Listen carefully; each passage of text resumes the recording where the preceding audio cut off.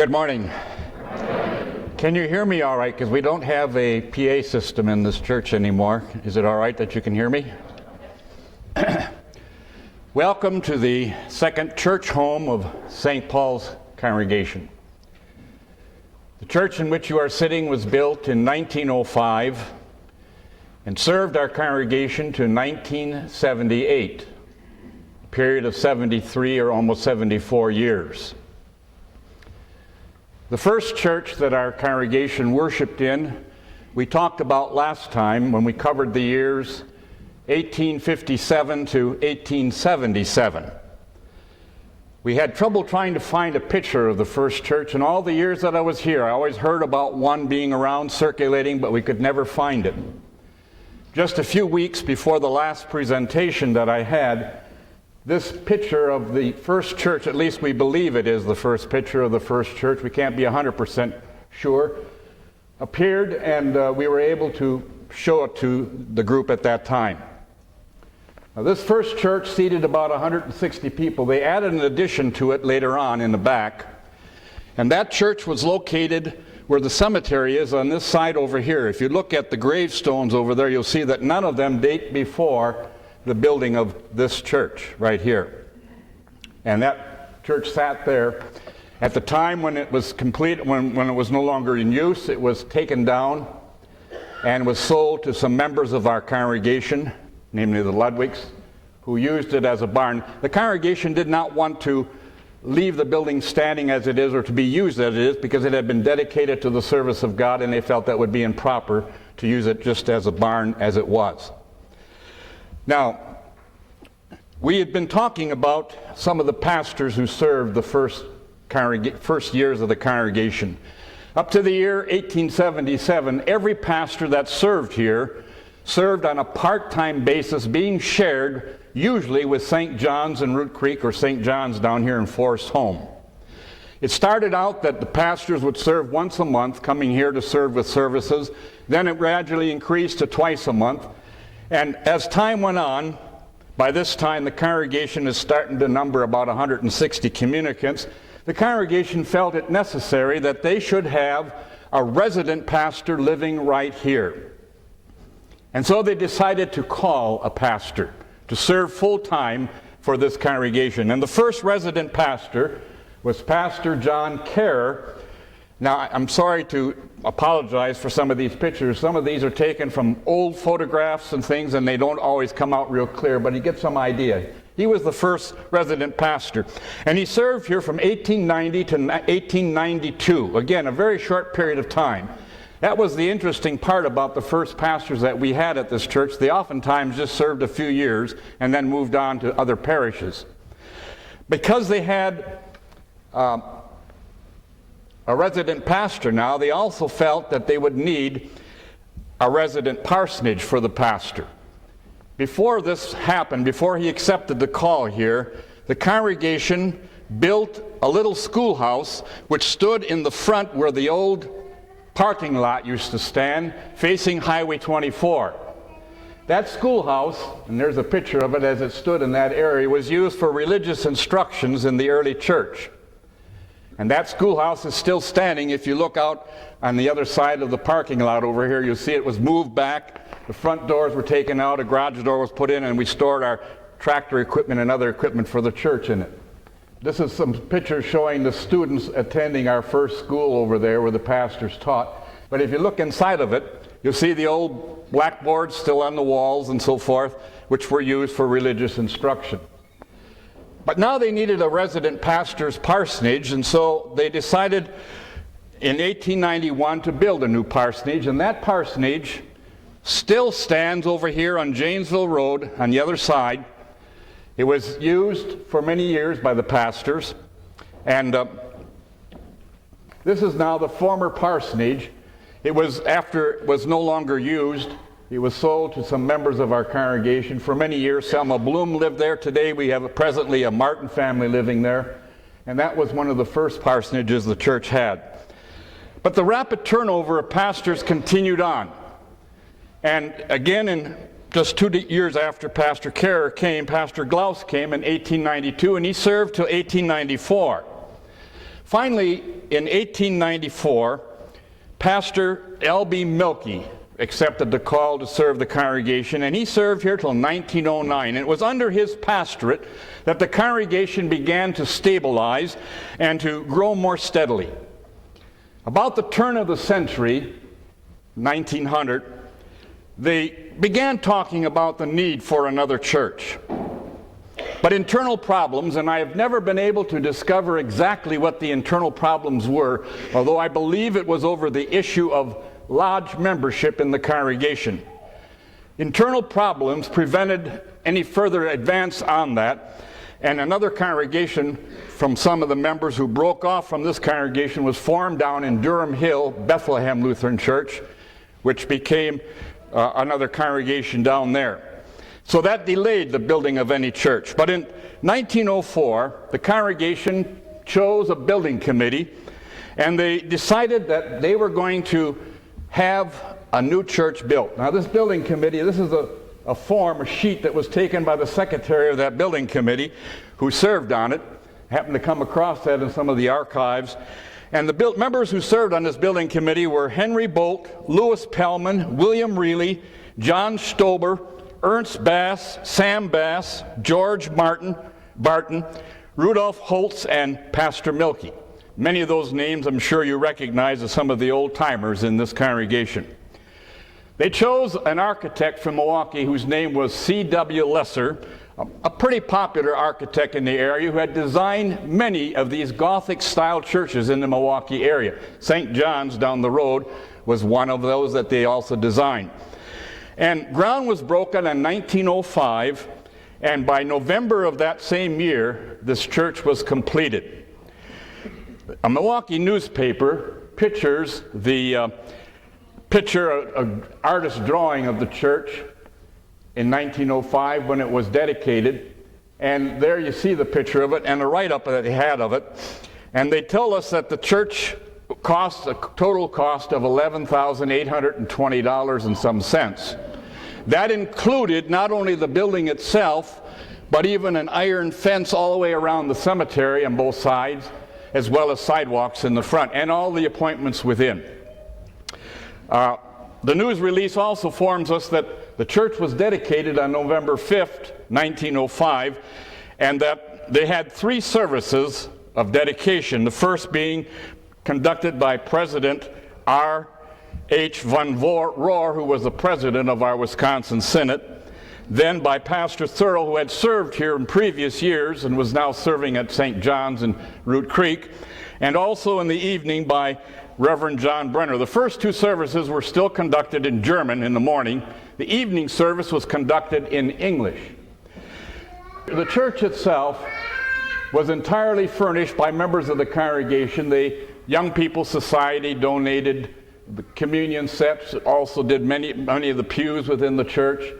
And the confirmation class of 1904 donated the communion set that we're still using in the other church, but which began here. Before that, they had a pewter communion set. The church tower, we have a picture of the tower itself. The clock itself is upstairs. That's the mechanism. It came from the Schwabach and Sons Clock Company in Milwaukee. The famous clock company that made these tower clocks for many of the churches in the United States. In fact, in 1994, I think it was, or 3, the Milwaukee Museum contacted me and said, "Do you still have the Schwabach clock running in your church?" And I said, "Yes." And they said, "Is it still running on its original works?" And I said, "Yes." They said, "That's interesting because there is no other clock in the United States that's still running on its original works, where the caretaker goes up once a week, cranks up the weights from the basement, and the pendulum keeps swinging away to keep the clock going. We had to repair parts, and we had to get those parts specially made to keep it going, but it's the only clock that has that." The museum said, "We'd like to have it," and put it on display in our museum. I said, "I don't think the congregation will sell it." But they inquired about it anyhow. But if any of you are interested, you may go up after we're finished here and see some of that. Jerry will explain some of that. By the way, Jerry Kurth is the man who does the cranking up. Now, he does it electrically. He's got a drill that he put onto the wheel and cranks it up with a drill instead of by hand, so he's kind of smart. The congregation showed wisdom and certainly good judgment in erecting this church building, which remained adequate for the service of our congregation for, as I said, almost 73 years.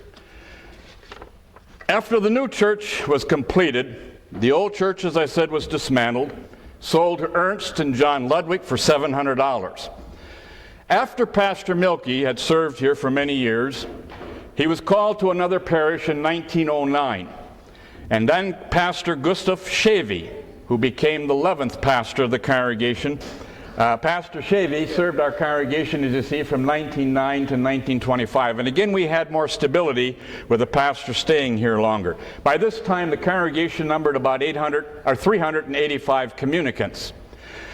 In 1911, St. Paul's congregation joined the Wisconsin Synod officially, although they had been associated with the Synod. They became now officially a member of it. In 1922, annual report showed that the congregation was $880 in the red. The decision was made at that time that anybody who was a year and a half behind in their dues were to be visited by the pastor and encouraged and told that if they did not pay up their dues by a certain time, their name would be removed from the congregation. I had mentioned about the Jews system in our last session. That was something that was brought over basically from the old country, where they had married couples, they demanded so much from them, single grown-up adults so much from them, and children so much from them. And I remember when I became pastor here, the first council meeting, the chairman of the congregation handed me a list of 40 names, and he said, "Pastor, these got to be visited until they got to pay up or they'll be put out."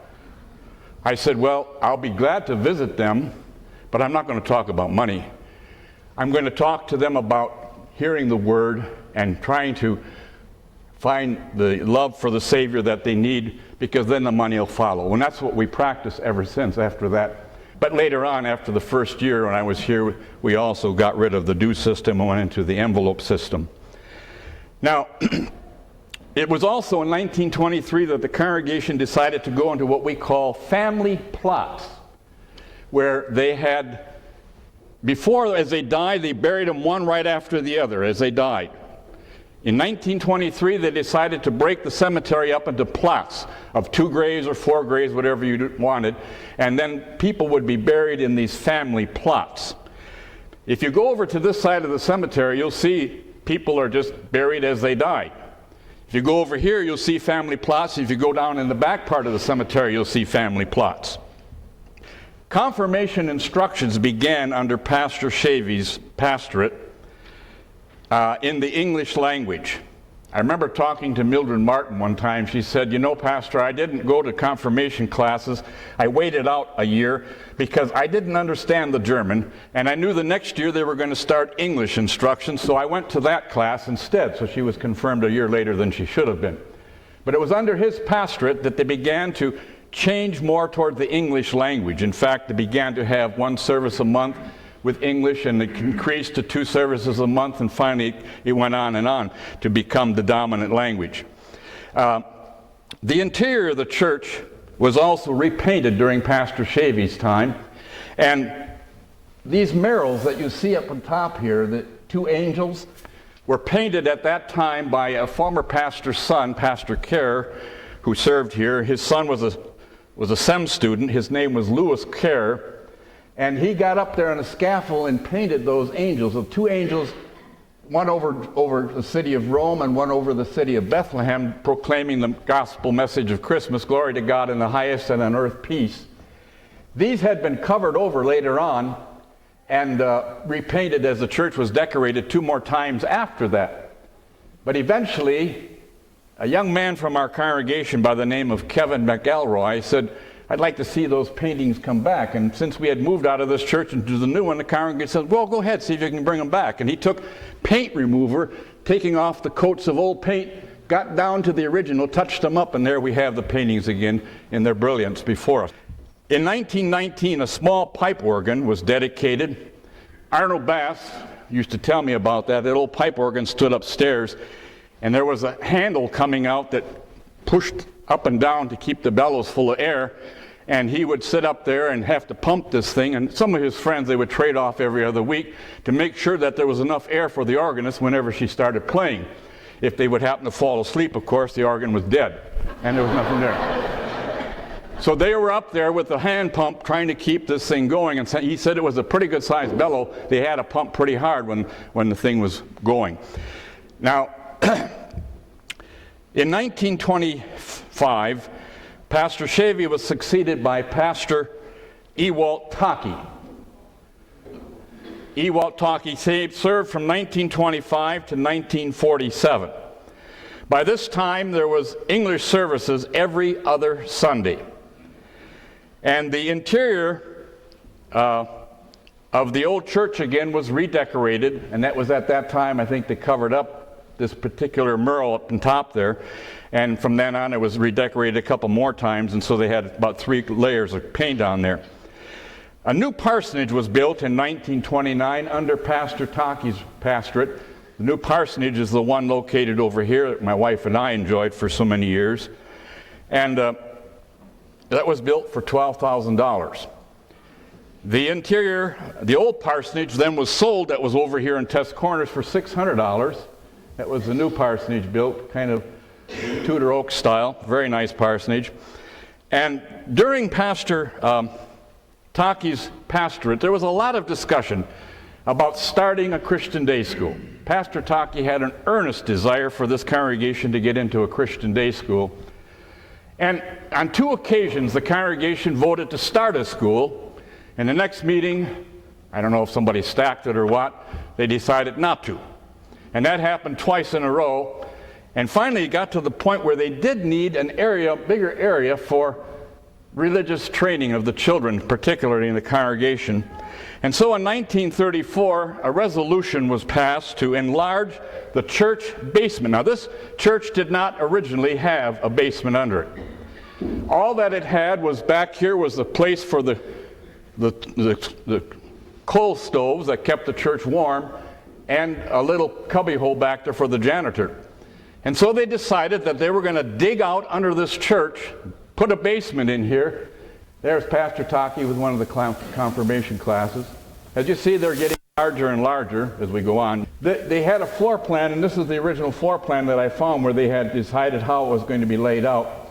And interesting enough, in order not to destruct the superstructure of this church, they brought horses with these little plows underneath them, and they would scoop the ground out under the church, just leaving a little area open, and then build down the wall to a foundation underneath it. And thus they dug out this whole church and scooped all the dirt from the basement here out to the back part of the cemetery. When I used to have funerals back there, you could tell when they started digging down for the graves. You go down about 2.5 foot, and all of a sudden you again would hit the original soil on which this fill had been laid.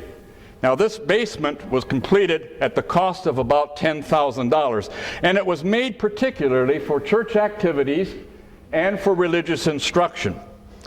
Now, already in 1925, a Sunday school had been organized under Pastor Taki.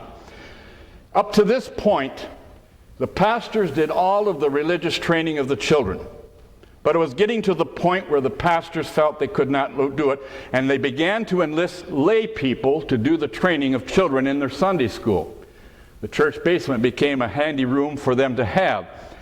And at first we had many, many dedicated people. I couldn't begin to name all of them, but as I was going through some of the records, I remember some of these, like Selma Bloom, Elsie Bass, who would be Mrs. Albert Lutch, Edna Bass, Mrs. Fred Ludwig, Mildred Bolt, who is Mrs. San Martin, and Mr. Lester Holtz, Walter Hubrick, Paul Lindemann, Marilyn Riley, Marilyn Kallenberger. Now, all of these people served as Sunday school teachers for more than 25 years, some of them many more years, and still are teaching today. We couldn't begin to imagine the many who served. In fact, in 1977, at the 110th anniversary, I sat down and I tried to figure out from lists in the past how many different members of our congregation served as Sunday school teachers, and I found there were 120 different members who taught up to that point. Now today we have many more. Back in 1967, before our school started, we had a high enrollment in Sunday school of 368 students. Now try to imagine us trying to teach those students in this church in the basement down here. I remember when I vicared here in 1958 and 59, I assisted also in helping with the Sunday school, and many times I and Paul Linneman were stuck back in the back corner upstairs there, trying to work out an area where we could teach our class. You remember that, Paul? And of course, with all the noise that would be generated, it was pretty hard to teach a class. And the congregation was beginning to realize more and more that we had to do something about getting a better educational facility.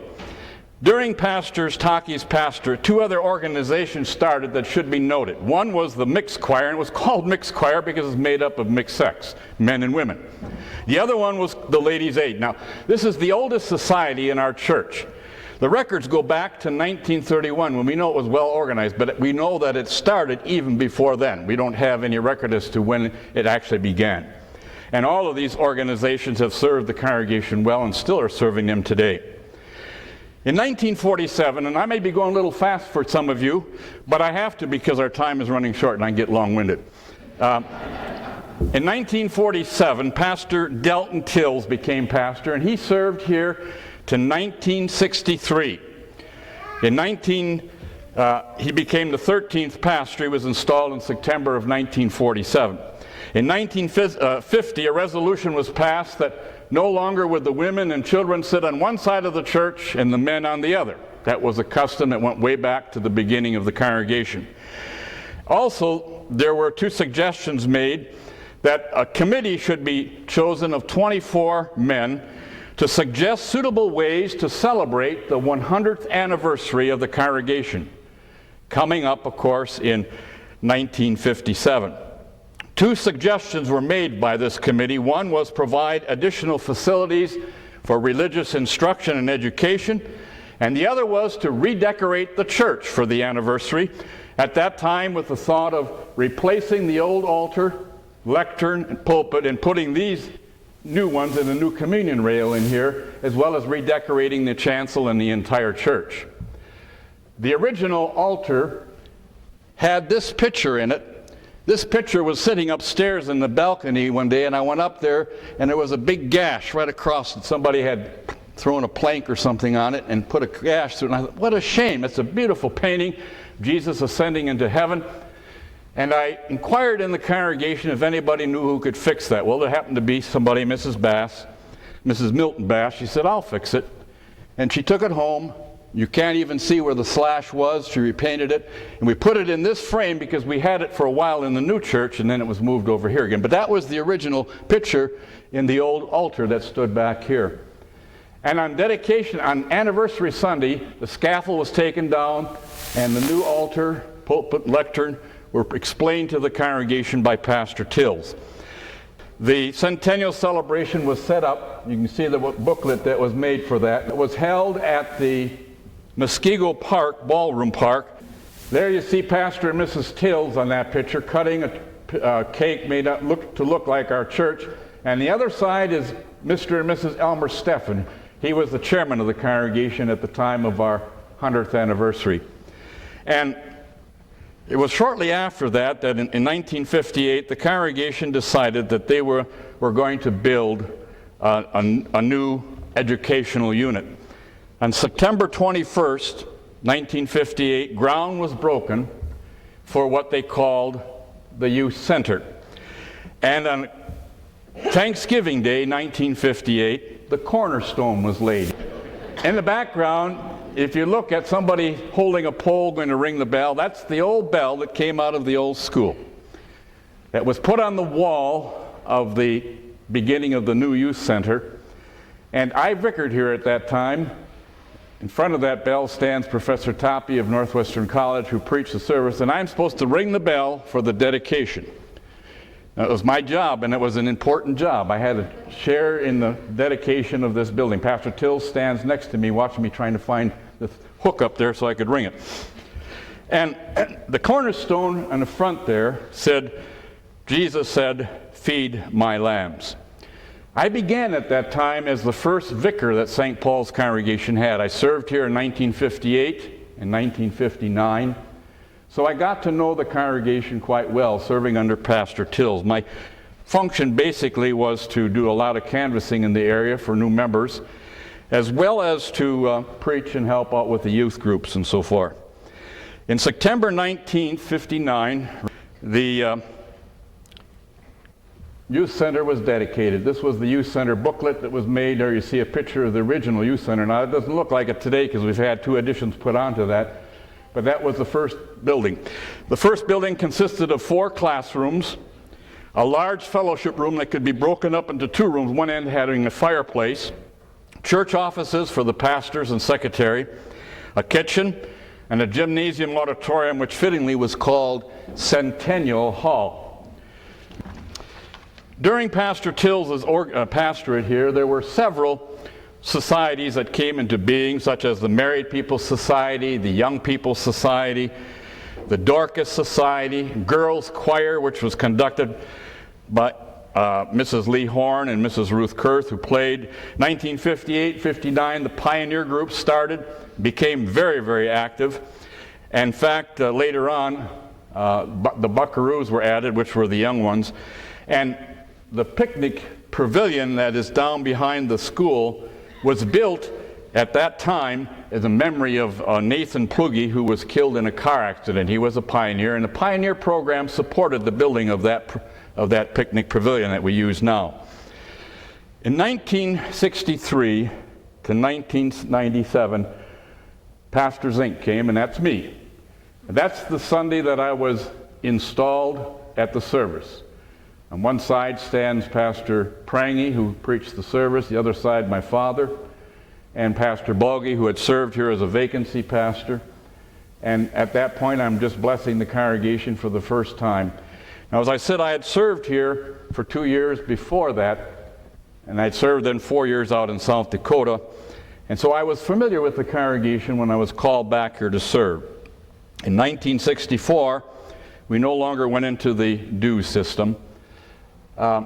We eliminated that, went into the envelope system. I might mention that the congregation had, because it was always having difficulties making ends meet, it seemed, was becoming more and more dependent on money-making projects as ways to support the church. We had picnics that would produce a pretty good income because they had all kinds of games and things that you could pay for. They had a lot of chicken dinners and Swiss steak dinners, and they were delicious. But they made a lot of money off of them too, because they would advertise throughout the community. In fact, 3 or 4 weeks before these things were put on, they would have signs out in front of church. And when I first became pastor here, a lot of people would say, "Oh, you're the pastor of St. Paul's that has those good chicken dinners." And I just didn't like that kind of connection. And I told the congregation I would, not against the chicken dinners, I love the chicken dinners, they were excellent, but could we just more or less have them for our own people? And could we use that as an opportunity for fellowship and not charge? Because there were couples, there were children, people that couldn't afford to have children and themselves go, and just have free will for Christian fellowship. And the congregation gladly accepted. Now, there were other societies that were planning some money-making projects. In fact, I attended the first men's club meeting, and they were talking about auctioning off a car. And I said, well, auction? Well, they're doing it at St. Leonard's. And they say there's pretty good money in that. And I said, well, I don't know if I'm too interested in that. And they kind of dropped it. Well, a week later, Mrs. Wentland came over to the parsonage. She said, "Pastor, we just ordered, I don't know if it was 2,000 or 200, I don't remember, hats. And we're going to have a hat sale for Dorcas Society." I said, "Hats?" And she said, "Yeah." She says, "I can see you're not real happy about it." I said, "Well, I'm not enthused." And she said, "Well, we can cancel the order." I said, "Would you?" She said, "Yes." I said, "I'll discuss it with the Dorcas at the next meeting." So they canceled the hat order. But this was the thing that was going on. They were using these means, and I'm not condemning the congregation. All the people who did these things served the congregation out of love for their Savior. They wanted to keep their church running smoothly and good. but I felt there were better ways that we could get our people motivated to give rather than buying a chicken dinner for it or a Swiss steak sauce dinner. And the congregation was ready and willing to do this. Oh, there were a few. I remember my father-in-law worked at West Alice Chalmers. He was a pattern maker. And one day there was a member from our congregation. They worked together in the same shop, and he came up to him and he said, "You know, we're getting a pastor at St. Paul's. He's just ripping everything out." And my father said, "Oh, is that right?" And one day he came to me and he said, "What are you doing over there at St. Paul's?" And I said, "Well, I'm trying to just gradually gain the congregation to motivate them in Christian stewardship." And I said, "Probably some of them are taking it bad." But that was the way it went. In 1965, we started an evangelism committee, and we also started training them in the techniques of evangelism. In 1965, we started also junior, senior Bible classes that were conducted on Wednesday nights. In 1965, when the congregation numbered 1,000 communicants, we redecorated the church. And what we did at that time basically is replaced all of these pews.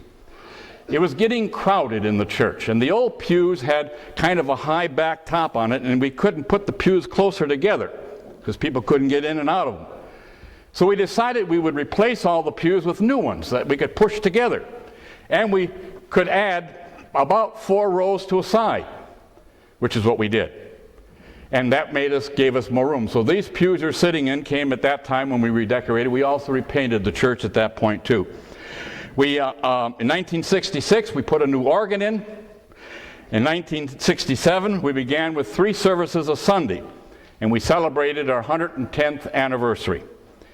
At that point, we repurchased 14 acres east over here of the church, and we bought that from Arnold Kurth. And we were glad to be able to get that because that's now where our new church stands, as well as the new parsonage and other things on that side. Without it, we couldn't have built there. After a series of meetings and surveys, it was decided by a good majority that we would begin to talk about a Christian day school. Of course, it was a bug that I was planting in the ears of many people. When I first came pastor here, there were a good number of people that came to me and said, "Pastor Zink, you've got to work for a Christian day school." I said, "Yes, I would love a Christian day school, but it's something we're going to work at gradually." The St. Paul's congregation had not come to know the benefits of Christian education in a Christian day school. And there were many reasons why they didn't. They just did not know the benefit. They didn't know where they get the teachers from. Can we support it? Can we keep it going? Are the teachers good? Are they going to give them a good education? And many questions they had. And so I mentioned to the congregation, or to the church council, I said, let's make our 110th anniversary a time to, as a thank offering to the Lord, to talk about a school and see if we can't get it started on our occasion of our 110th anniversary. And it was decided by a good majority that we should do this. In the fall of 1968, September 4th, St. Paul's opened its doors to 58 students in grades 1 to 5. And I'm not going to go a lot in detail on this because we're going to get some of this when Mr. Dorn comes. But it began as a new child, might say for art, like aged Sarah gave birth to a son in her old age. St. Paul's in its old age, 110 years old, gave birth to a new child too, St. Paul's Lutheran School. And we know the blessings that has brought to our congregation down through the years. In 1970, we decided to build a teacherage for our principal, and this was dedicated, and that's where Pastor Bonak is, senior moment. Pastor Bonak is living down there now, and that was built at a cost of $23,000, though it was valued at the time of about $40,000, because it was done by a lot of volunteer labor. Our school enrollment continued to grow so that by 1971 it was evident the facilities we had in the original youth center were not large enough and we would need to add on. And so a building committee was chosen. They brought plans, cost projections, which the congregation approved. And in 1971, groundbreaking was made for this $180,000 addition to our school. Now this addition had 5 classrooms, a library, a resource center, church offices, conference room, heating plant, nurses station. On Sunday, October 1st, 1972, we dedicated that unit. Do we have a picture of that? I guess not, do we? That's the next one, is the groundbreaking for the church. On that day, I remind the congregation, and this is I'm taking from what I had said, today we have the privilege of dedicating to the glory of God a new addition to our Christian day school. At the same time, we are celebrating the 115th anniversary of our congregation's existence. On this 115th anniversary, may our dedication of this new school edition say to the world around us, St. Paul's congregation is deeply convinced that the great need of our generation and all generations to come is the need for Christian education, an education centered in Christ and based upon His Word. In 1975, the congregation decided that they were going to give me extra help. Up to this point, I had been served by vicars who were really in a training position, and I had to oftentimes work with them in their sermon work and things, but they were help. I did have one vicar, however, I'll never forget. His name was Quincy Wiley. Maybe some of you remember him. He was an Apache Indian who came from the Apache Reservation in Arizona. And one Sunday I preached a sermon from this pulpit. I came back into the sacristy and Quincy Wiley says, Pastor Zink, that was a terrible sermon. I said, I agree, but that's all I could produce for today. But he was very frank. The Dorcas Society once bought him a cufflink shirt, and he says, well, this is nice, but I don't have any cufflinks to wear with it. They said, well, next Christmas we'll give you the cufflinks. But it was an interesting man to work with. He went back to the reservation and served there for a while as pastor. I got to see where I'm at here. Well, by 1975, it became apparent that we needed to do something about the crowded conditions in this church. People were standing in line to get in, especially in the summertime, because you notice we don't have much of a narthex out there. In fact, one day I met a guy, he came up to me, he says, aren't you the pastor at St. Paul's? I said, yeah. He says, what are you giving away free? I said, what do you mean, what are we giving away free? Well, he said, I see people every Sunday when I drive by, they're standing in line outside to get into church. He says, what are you giving away free? I said, well, we're giving away the best gift you can have. We're giving away the free forgiveness of Jesus through His shed blood. Come and we'll give it to you too. But that was what was happening. Because in the wintertime, people would go downstairs and wait. But we had 3 services a Sunday then, and if we had communion, you could see we couldn't serve real many at a time. And I and the vicar, and it would back up, and people would be standing outside to get in. And when they got in, they oftentimes didn't find a pew. We were talking about that before. They would sit on the steps going upstairs. The balcony was filled. We'd set up chairs in the front here, right up to the pulpit, right up to the lectern. In fact, one Sunday in my enthusiasm in preaching, I flipped my glasses off and it landed in the lap of somebody right down here in front of me. But it was happened right there, and they caught him and handed him back to me. But that's how full the church got. But the fire marshal was getting on my tail. He says, Pastor, we got to do something. It's against the law. You're cramming the aisles. You're filling up the aisles. We got to do something about the crowded conditions. We put speaker systems downstairs. People could go down there. Mother's room was jam-packed, and it would usually take only 2 or 3 mothers at the most. And what do we do? And so at every council meeting, we always ended up in a discussion of, well, what should we do? What should we recommend? The congregation was growing at this time at a rate of about 100 communicants a year, and we knew that we were going to be in difficult times if we didn't do something quick. So a planning committee was chosen in April of 1974 who came in with 4 alternatives. The first was take no action at this time. Just let it be. And we knew what that meant. It would be turning people away. The second was enlarge the present facilities. Poke out a wall here and put a wing there, or maybe on this side and have seats this way. But of course there would have been a problem because we would have been running into cemetery on both sides, and you know how it is when you dig up graves. And so that wasn't too good an idea. The third was establish a daughter congregation. A good idea. However, it would not have solved our immediate need.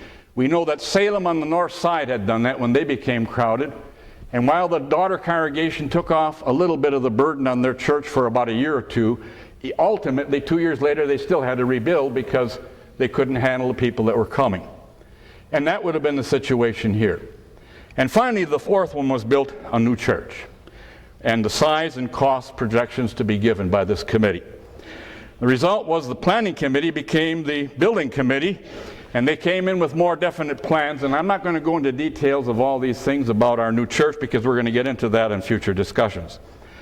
One of the big things that we had to decide on as the architect came to us was, what kind of church are we going to have? For many years, the congregation had been used to this Gothic-style church, goes down.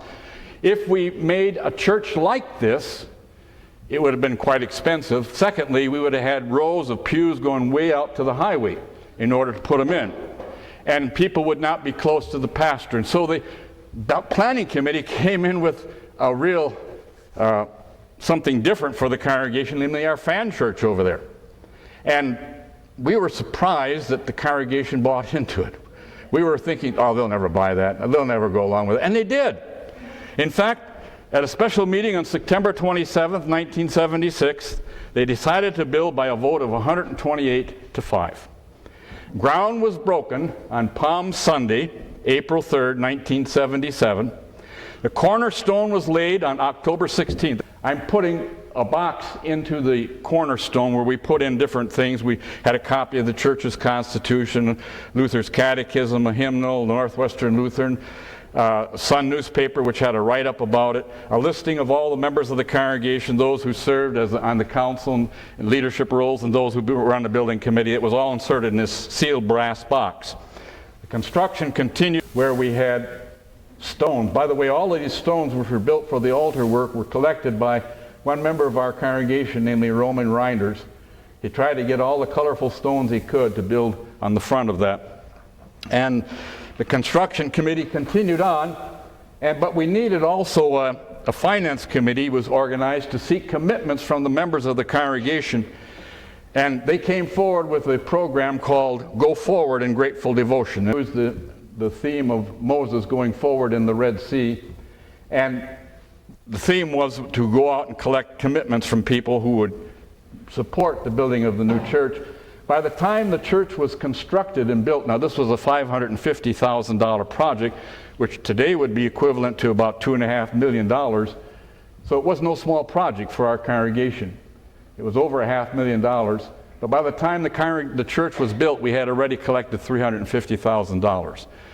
All the pews, all the windows, all the church furniture, all was donated by various families. I was hard put to try to find new things that I could say to the people, you can donate for this or you can donate for that. The school children bought bricks for the new church at a certain amount. And this was all part of the building program. So that by the time the church was dedicated, we were ready to leave this old church. And here is a picture taken on the last Sunday. If you look at me standing in the pulpit, there's a little difference. Black hair there, none here. This was the last Sunday service, and there you get an idea of the packness of the services. And I reminded the congregation, there were a lot of tears shed that day. I reminded the congregation that the reason this old church had become so dear to so many of them is because here God met them with His mercy, grace, and forgiveness through His Word and Sacrament. And it was here that many of them had brought their children to the baptismal fount to be given a new birth in Christ. It was here that many of them were strengthened at the Lord's table, and their faith was strengthened through the body and blood of Christ. It was here that many of them spoke their vows of undying faithfulness to the Lord on their confirmation day as they stood before this altar. And it was here they pledged their faithfulness to each other as husband and wife. And it was here that many of them said goodbye to a loved one in a funeral service. I said, these are reasons why this church has become so dear and precious to you. And as I said, there were many tears on that Sunday. As the people filed out, we encouraged them to take the toll bell and to toll it, each member, as they went out. And so we had about 400 in each service, and there was 400 times that bell tolled as people walked out the door. The next Sunday, then, they would go to the new church, where we would open the doors and enter in to the new service. On Sunday, June 11th, 1978, we had the dedication of the new church, and this was the booklet that was given for that, St. Paul's Lutheran dedication. And the church that was designed to seat about 750, on those dedication Sundays, we can see the people there, we had over 1,200 people in each of the 3 services that we had. And it was jammed, but it was also a wonderful day for all of us.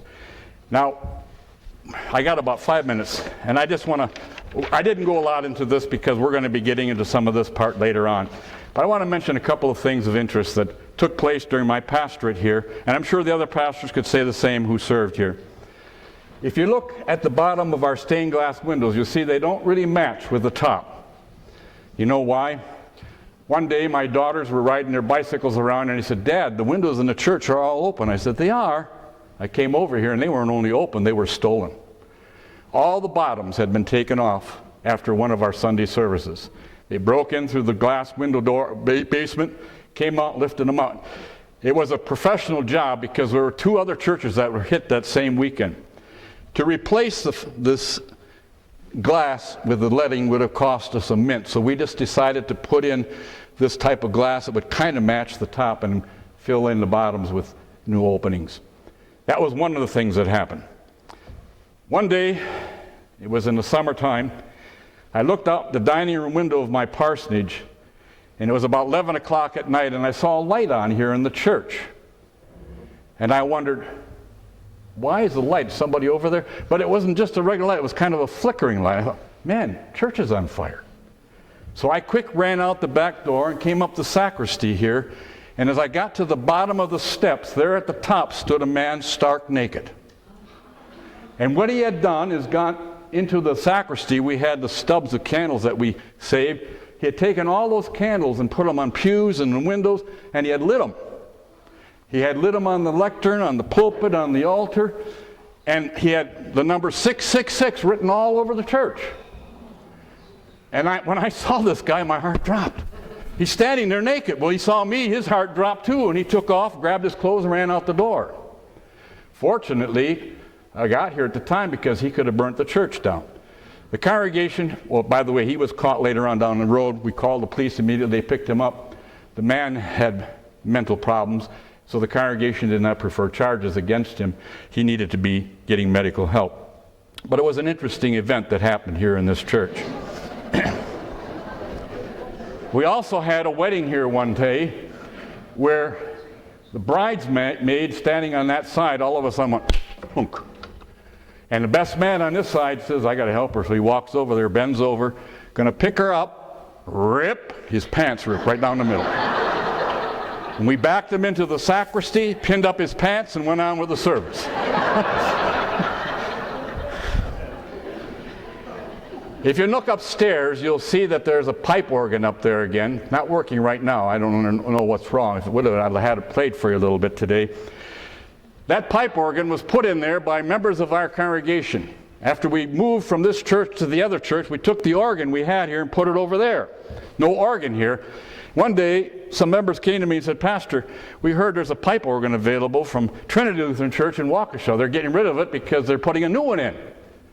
Should we bring it over here?" I said, "Who's going to put that thing together?" I said, "We will." I said, "You're kidding."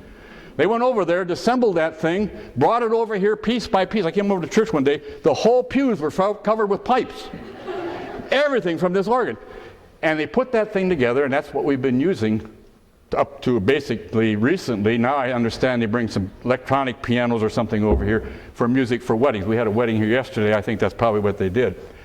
But that pipe organ was put together by volunteer labor of members of our congregation.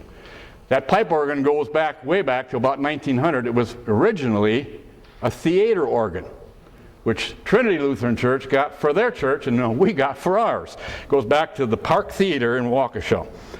One of the interesting things I had here in this church one Saturday was 5 weddings. I felt like marrying Sam, almost like those out in Las Vegas. One after another. And the one thing I was most concerned about is that I got the right names for the right couples. We also had 5 funerals here in 1 week. It was a holy week to boot. And I figured it out. I had preached 8 sermons. I gave the vicar Monday, Thursday. And I preached 8 sermons that week. And I'll tell you, when I got done, I was so exhausted I couldn't think straight. But it was one of those things. What are you going to do? When they die, and they have to be buried. We had 2 vicars while I served in this church. In 63 to 64, we had a vicar named James Mum. The next year, we had a vicar named William Gabb. Gabb and Mom. And the congregation thought that was really interesting. We had 2 double funerals in this church. Mr. and Mrs. Marvin Bilefus, who drowned in an accident at a resort, probably one trying to save the other, husband and wife.